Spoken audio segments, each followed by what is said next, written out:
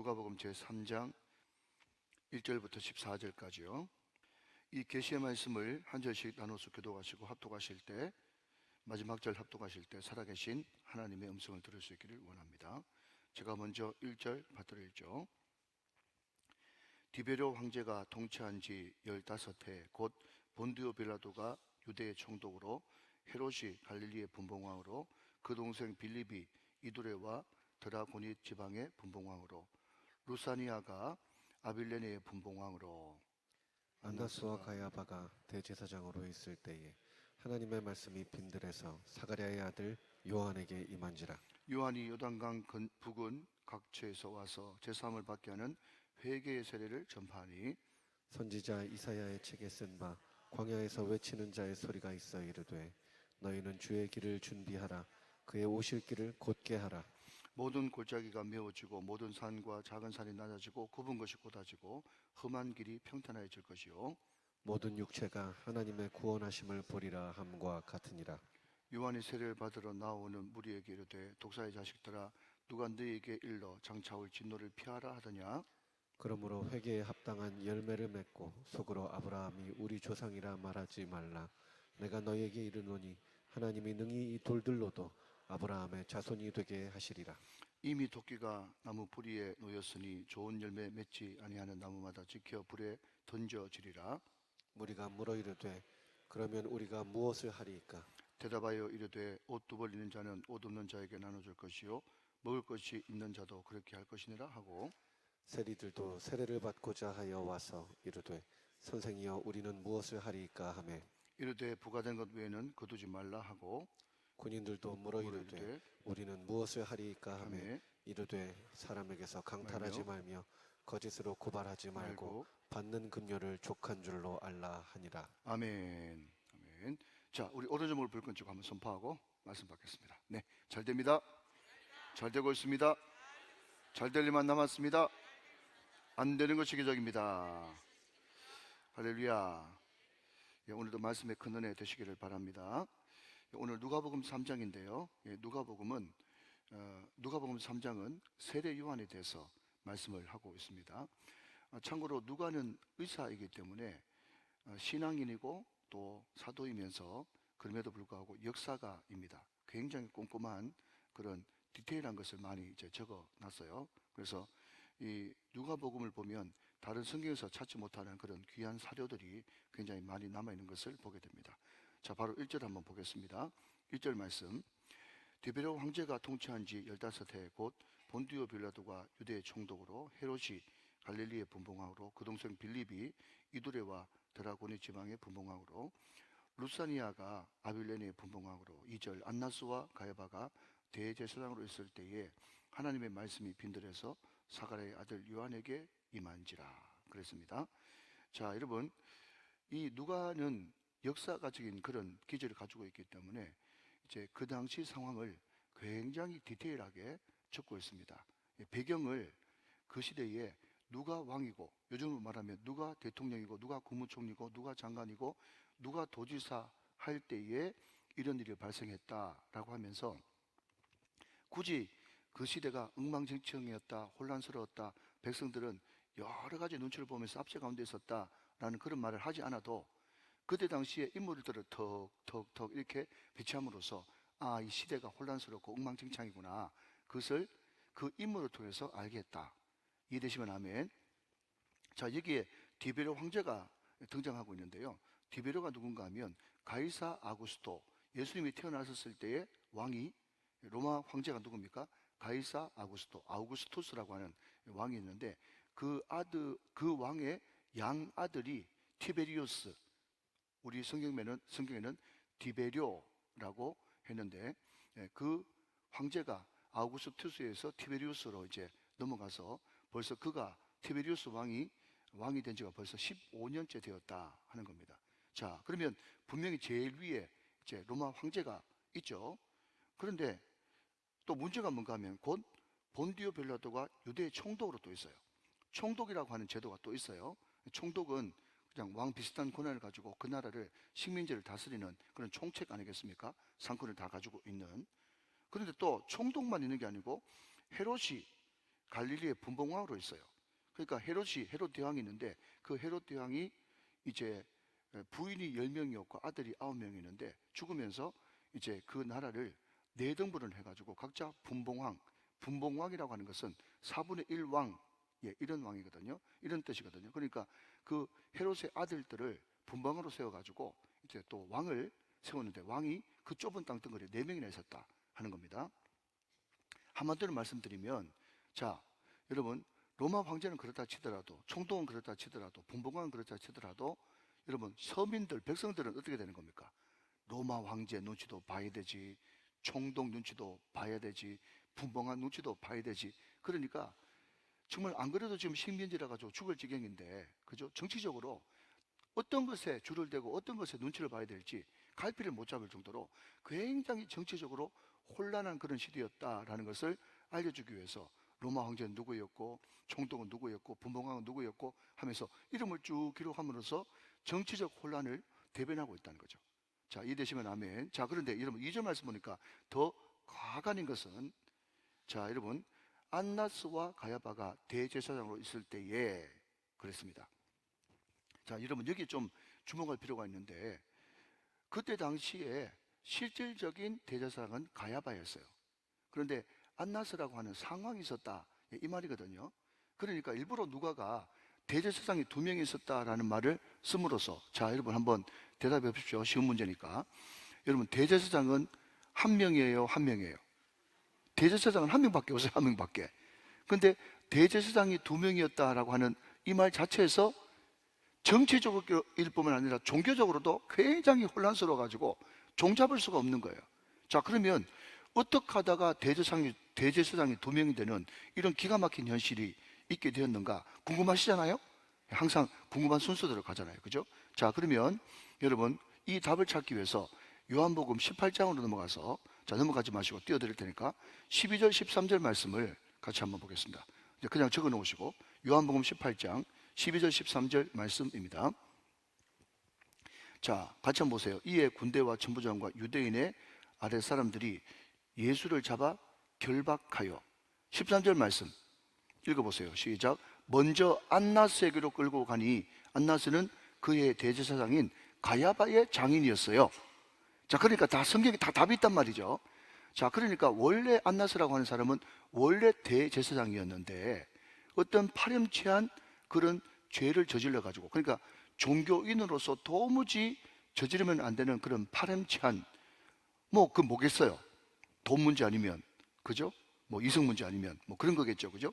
예, 그런 거에 엮이는 바람에 로마로부터, 자, 이것도 참 불행인데, 원래 대제사장은 유다 이스라엘을 대표하는 최고직이기 때문에 나라에서 혈통으로 자연스럽게 물려받아야 되는데, 로마 총독에게 그리고 헤롯 왕가에게 대제사장의 임명권이 있었어요. 그러니까 대제사장 같은 경우도 정치권에 줄을 댈 수밖에 없고 그의 눈치를 볼 수밖에 없었기 때문에 거기서 무슨 선한 것이 나오겠습니까? 그죠? 그러니까 여러분, 그 로마나 분봉왕 헤롯에 의해 가지고 안나스가 파면을 당했단 말이에요. 출교를 당했어요. 그러나 그럼에도 불구하고 지금 예수를 잡아가지고 제일 먼저 실질적인 대제사장이었던 가야바에게 안 들어가고 누구한테 먼저 들어갑니까? 안나스한테 먼저 들어가는 거 보니까 여러분, 지금 현재로는 대제사장이 아니고 파면됐음에도 불구하고 실질적으로 지금 칼자루는 누가 쥐고 있다는 거예요? 안나스가 잡고 있다. 그것을 말씀하고 있다는 겁니다. 그게 요한복음 18장 12절 13절 말씀을 통해서 우리는 볼 수 있는 거죠. 자, 그러고 난 다음에 한 절 더 보시면 요한복음 18장 24절 말씀을 한 번 더 참고 구절로 보겠습니다. 자, 앞을 보시면서 한 번 더 읽어주세요. 시작. 안나스가 예수를 결박한 그대로 대제사장 가야바에게로 보내리라. 자, 여러분 이제 감이 오세요? 자, 원래 먼저 자기들이 생각하기에 죄수가 있으면 가야바한테 가야 정상이죠.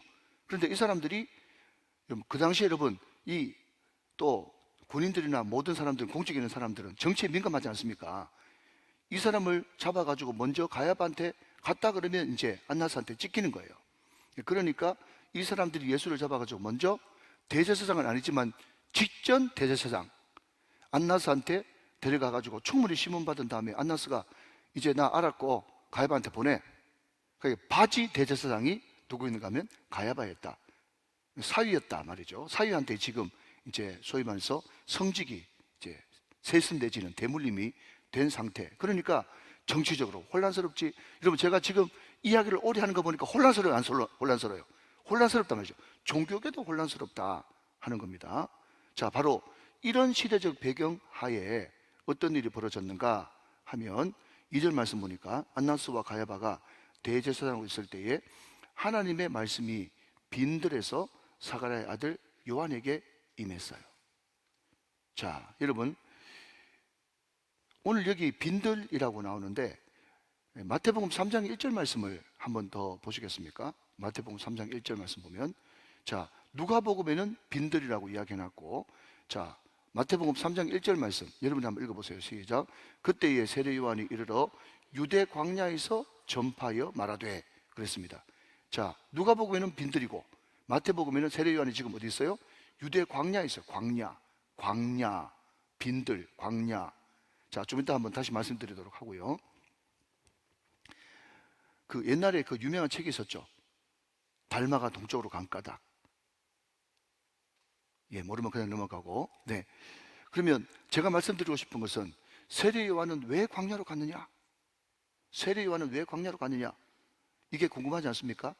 자, 여러분, 세례 요한이 왜 광야로 갔느냐라고 묻는 질문에 대답하기 위해서는요, 마카비 혁명이라는 것을 모르면 안 됩니다. 마카비 혁명. 예, 여러분, 줄이면 로마가 유대에 들어와 가지고 도무지 유대인들은 용납할 수 없는 그런 행동을 했습니다. 그래서 유대인들이 반란을 일으켜 가지고 잠시 그 나라를 차지했다가 또 다시 완전히 이제 진압군, 로마군 입장에서는 진압군이 돌아가지고 이제 싹쓸이를 해버렸거든요. 그때 도무지 이런 환경, 방금 말씀드린 누가복음 3장 1절 2절의 이런 환경에서는 살 수가 없다 그래가지고 많은 사람들이 광야로 가서 허벌판 광야로 가가지고 거기서 공동체 생활을 했어요. 그 공동체 생활을 한 사람을 뭐라고 부르는가 하면 쿰난 공동체라고 부르고요. 쿰난 공동체. 그래서 예, 기독교 출판사 가운데도 쿰난 출판사가 있습니다. 쿰난 공동체라고 하고, 그 쿰난 공동체는 작은 의미에서 쿰난 공동체고 좀 더 넓은 의미에서 세상 것 완전히 끊어버리고 하나님만 바라보면서 광야에서 주님만 바라보고 주님 오실 날만 기다리면서 공동체 생활했던 극 보수주의, 요즘으로 말하면 극 주님 재림 기다리는 주의, 이 주의를 우리는 에세네파라고 부릅니다. 에세네파. 자, 그런데 많은 사람들이 이야기하기를 에세네파가 어디 있냐, 성경에 에세네파가 없는데 라고 이야기를 했는데, 여러분 그 에세네파는요 언제 생겼는가 하면 주 80년경에 70년대 후반경에 생겼기 때문에 성경 기록될 때는 그 에세네파가 없었어요. 근데 정통적인 그런 학자들이 이야기하는 바는 뭔가 하면 세례 요한은, 제가 왜 지금 에세네파 쿰난 공동체를 이야기하는가 하면 세례 요한이 바로 누구였다? 쿰난 공동체의 에세네파였다. 그러니까 완전 세상 것 끊고 광야에 가서 주님만 바라보면서 살기로 결정한 사람, 그 사람 중에 한 명이 바로 누구였는가 하면 세례 요한이었다 하는 겁니다. 자, 그런데 말입니다, 우리가 생각할 때는 보통 일반 사람들이 생각하는 정통이잖아요. 그죠? 권력은 왕궁에, 또 성령은 성전에, 또 목사 노릇을 하려고 그러면 정식 신학교를 나오고 정식 코스를 밟아야 되는 그런 제도권 안에 있어야 그 사람을 우리가 인정해 주지 않습니까? 그죠?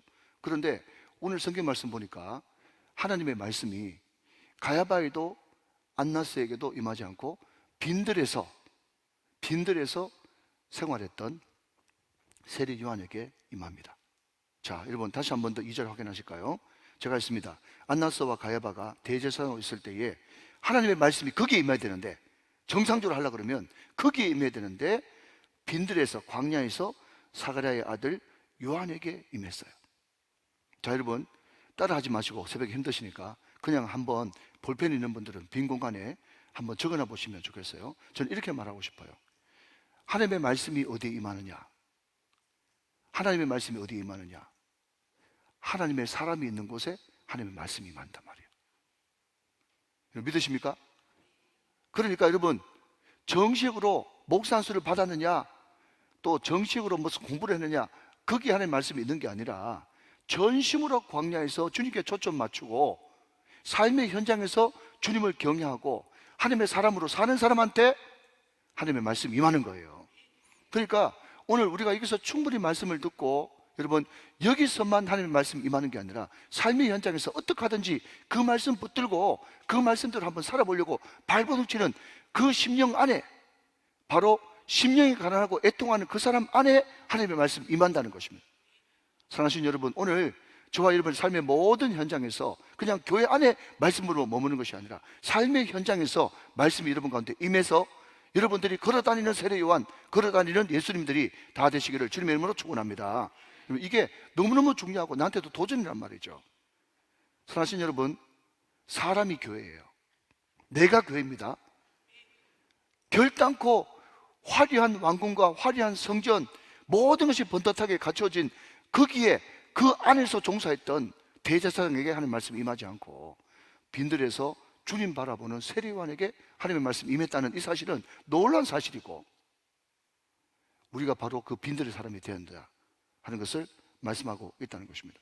자, 그러면 여러분, 세례요한에게 하나님의 말씀이 임했는데 그럼 뭐가 다음이 궁금하세요? 어떤 말씀이 임했는가? 그게 궁금하죠? 예, 이렇게 가는 거예요, 여러분. 근데 다 그게 성경도 궁금한 순서대로 기록되어 있어요, 제가 보기에는. 자, 여러분, 3절 말씀 보십시다. 요한이 요단강 부근 각처에서 와서 제사함을 받게 하는 회개 세례를 전파했다.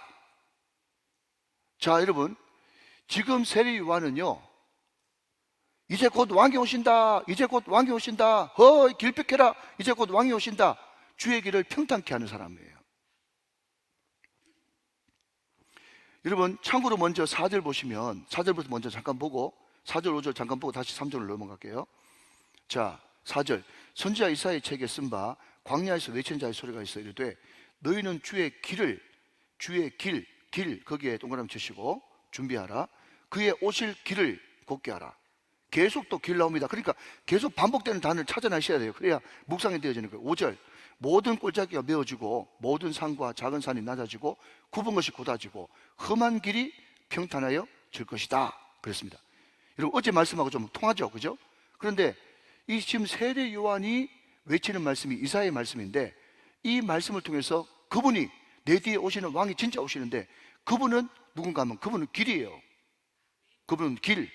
근데 여러분, 이 길을요, 다른 성경에서는, 또 사도행전에서는 뭐라고 하는지 아십니까? 길도. 사도행전에서는 길을 도라고 이야기했어요. 도. 길이나 도나 같은 말이죠. 자, 그 유명한 요한복음 14장 6절 시작. 내가 곧 길이요 진리요 생명이다 그랬잖아요. 결국 세례 요한이 계속 이야기하는 길은 도고 도는 예수 그리스도예요. 도를 아십니까? 그게 아니란 말이죠. 도는 예수 그리스도다. 그러니까 세례 요한이 줄기차게 이야기한 것은 왕이 오시는데 그분이 진리고 그분이 생명이고 그분이 길도다 말이죠. 그분이 예수다, 메시아다. 그런데 그 메시아가 오기 전에 내가 길을 평탄케 하려고 왔는데, 그 길을 평탄케 하는 첫 번째 메시지, 하나님의 말씀이 임해서 첫 번째 메시지가 뭔가 하면요, 불받으라가 아니고 회개 세례란 말이죠. 제가 말씀드리고 싶은 것은요, 여러분, 우리가 성령 세례, 불 세례 자주 이야기하지 않습니까? 자, 그런데 여러분, 우리가 성령을 받고 불을 받아야 되겠죠. 그런데 성령 받고 불 받으려고 그러면 제일 먼저 뭘 해야 되는가 하면 회개부터 해야 된다. 그게 지금 세례 요한의 메시지라는 거죠. 사랑하는 여러분, 하나님은 질서 하나님이기 때문에 순서 뒤 바꾸면 안 됩니다. 우리가 불 받는 것도 좋고, 여러분 방언하는 것도 좋고, 능력 받는 것도 좋은데, 능력 받기 전에, 불 받기 전에 우리가 먼저 해야 될 것은 철저하게 주님 앞에 회개해야 된다.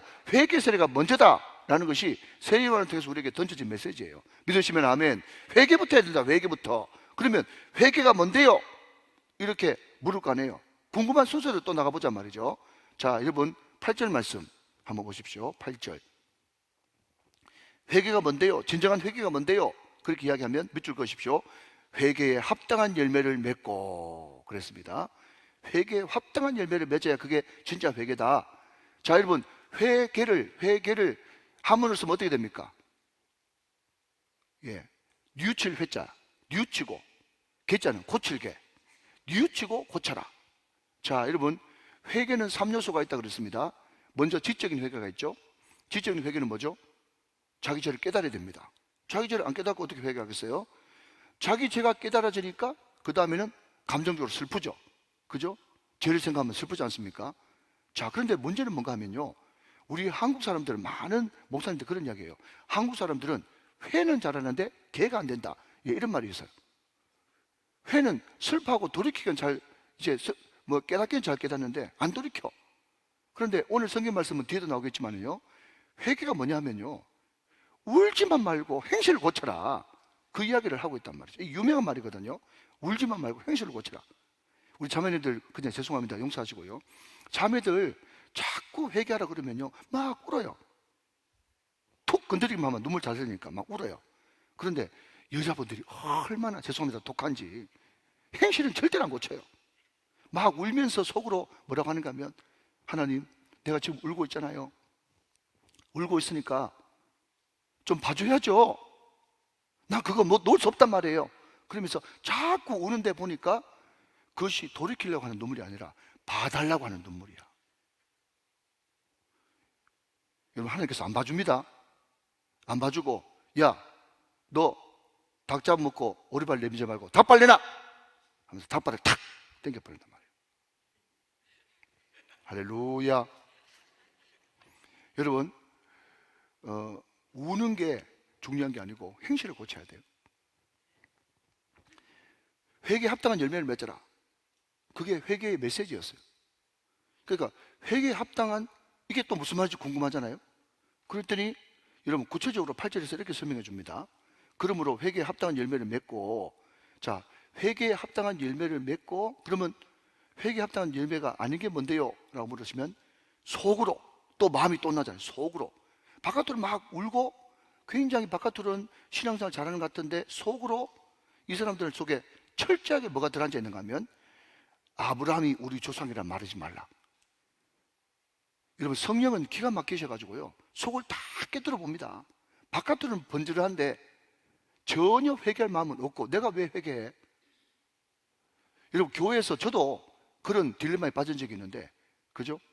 이 목사하고 늘 듣는 것이 회개다 보니까 그냥 회개하라고 어떤 강사가 와서 얘기하지 않습니까? 그러면요, 딱 그 회개 말이 듣기 싫어가지고, 원래 또 듣기 좋은 말은 아니잖아요. 그죠? 돌이키라고 하는 말이니까. 듣기 좋은 말 아니니까 그냥 귀가 딱 닫혀가지고 뭐라고 딱 선입견을 가지고 있는가 하면, 내가 그래도 다른 사람보다 낫지, 내가 그래도 목사인데 네 죄를 지어봤자 얼마나 짓겠어, 이런 생각이 덜컥 드는 거예요. 제가 또 이런 이야기 하니까 목사님 그런 줄 몰랐는데 이렇게 생각하지 말고, 그죠? 여러분, 지금 다 우리 이야기란 말이죠. 지금 여러분, 주일날 한 번 오는 분은요 회개 잘합니다.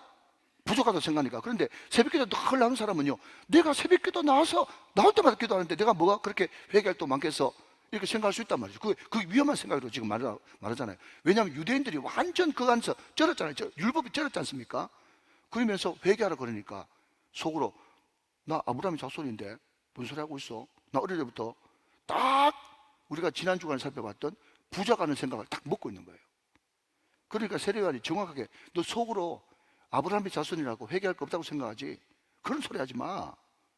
네가 원수야, 네가 원수야. 지금 그 이야기를 하고 있는 거예요. 자, 그러면서 내가 너에게 이르노니 하나님이 능히 이 돌들로도 아브라함의 자손이 되게 하시리라.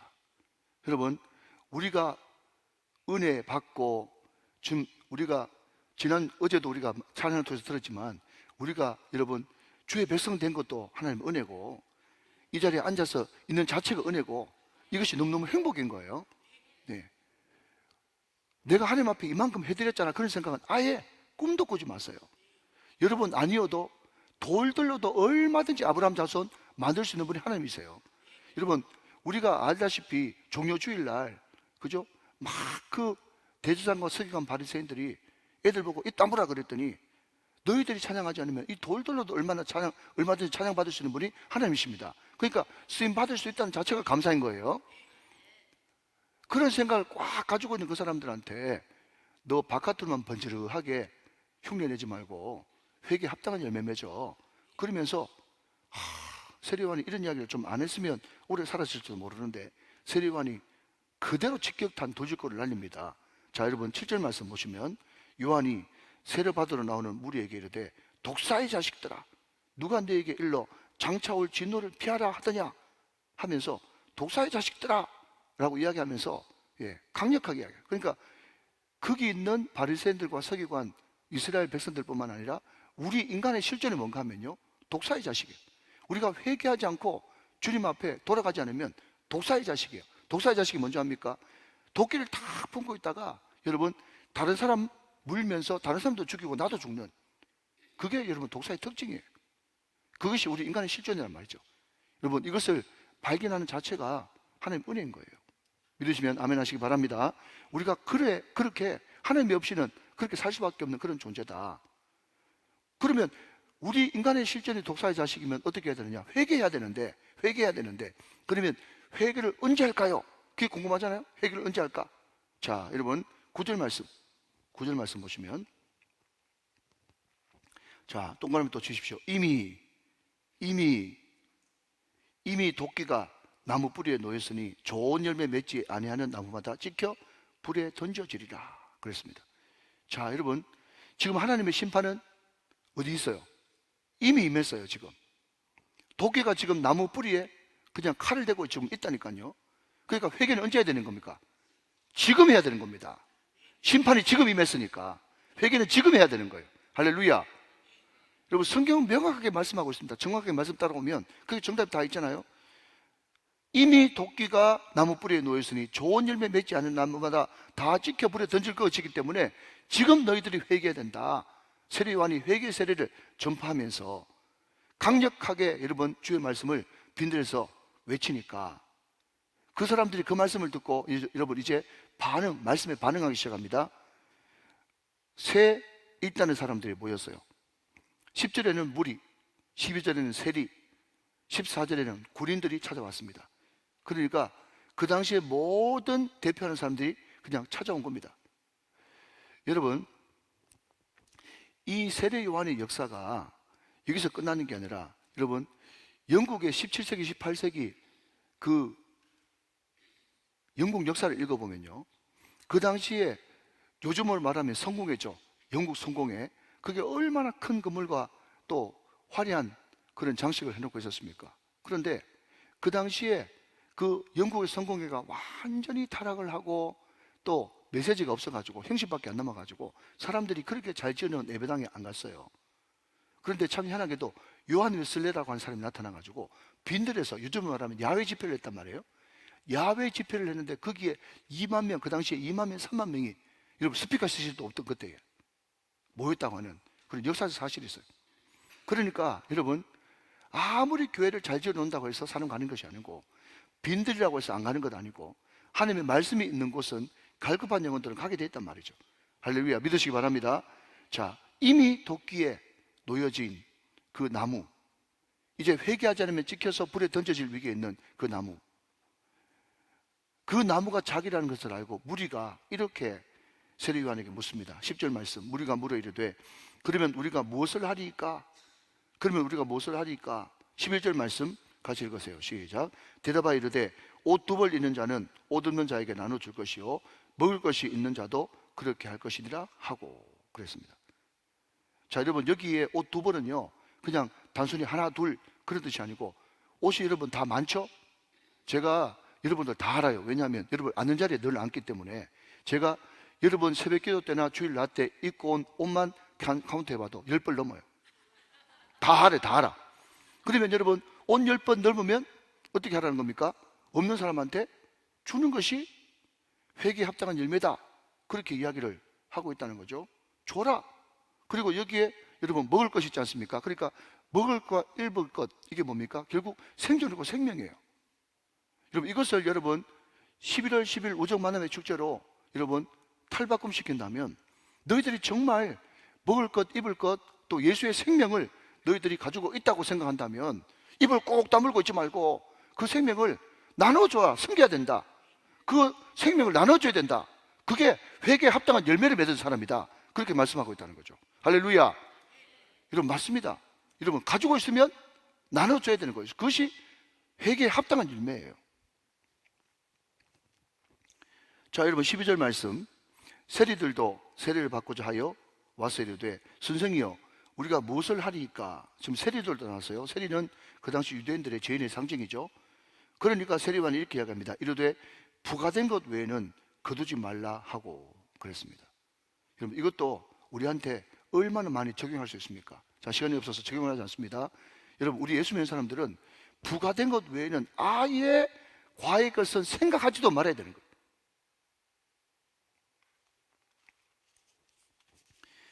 여러분 제가 부끄러운 고백인데 여기 복음화 대성의 감사금에 5만 원 울산 침례교회 누가 성일 침례교회에서 어떤 장로님이 감사금을 했어요.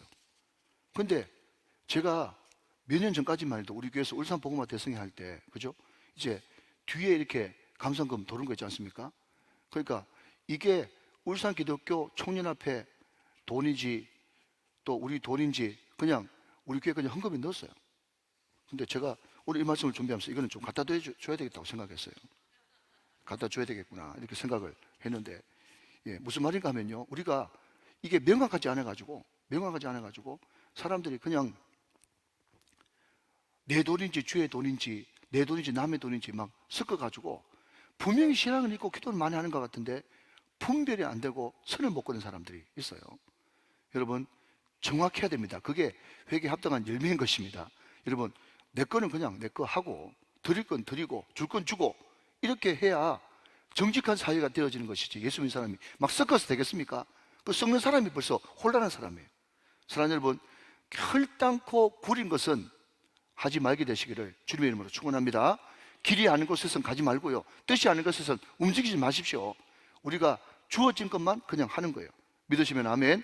자 14절 말씀 읽고 마치도록 하겠습니다. 같이 읽습니다. 시작. 군인들도 물으되 우리는 무엇을 하리까 하며 이르되 사람에게서 강탈하지 말며 거짓으로 고발하지 말고 받는 급료를 족한 줄로 알라 하니라.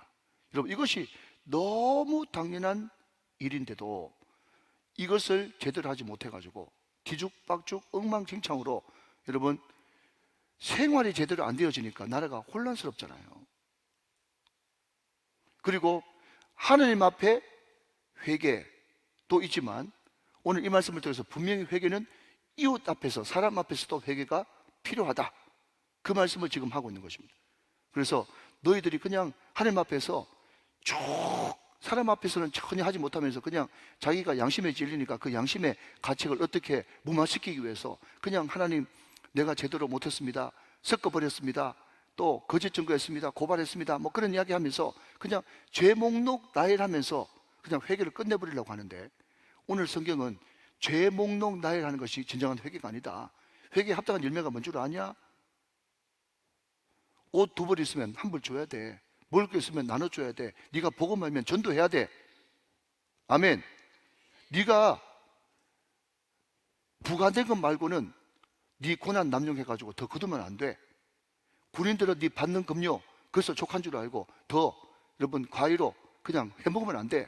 그것이 바로 회개에 합당한 열매라고 이야기하면서 바로 지금 그 회개를 해야 된다고 말씀하고 있다는 것입니다. 오늘 저와 여러분이 회개에 합당한 열매를 맺어서 하나님께서 빈들에서 말씀하실 때 그 말씀이 나에게 임하고 여러분 그 빈들 광야가 미드바르지 않습니까? 미드바르입니다. 그런데 말씀은 다바르예요. 그러니까 광야가 어떤 곳이냐라고 이야기한다면 다바르 말씀이 임하는 곳입니다. 그러면 그 말씀이 누구한테 임하느냐? 회개에 합당한 열매를 맺는 사람한테 그 말씀이 임하는데 오늘 이 시간에 다시 한 번 더 우리가 정말 주님 앞에 회개하고 또 회개했다고 할지라도 깨끗한 사람이 더 자주 더 많이 회개하는 것처럼 오늘 다시 한 번 더 주님 앞에 회개하고 여러분 이 하루를 힘있게 삶의 현장이 미드바르 광야가 돼서 다바르 말씀이 임하는 세례요한과 같은 인생들이 다 되시기를 주 예수 그리스도의 이름으로 축원합니다. 축복합니다.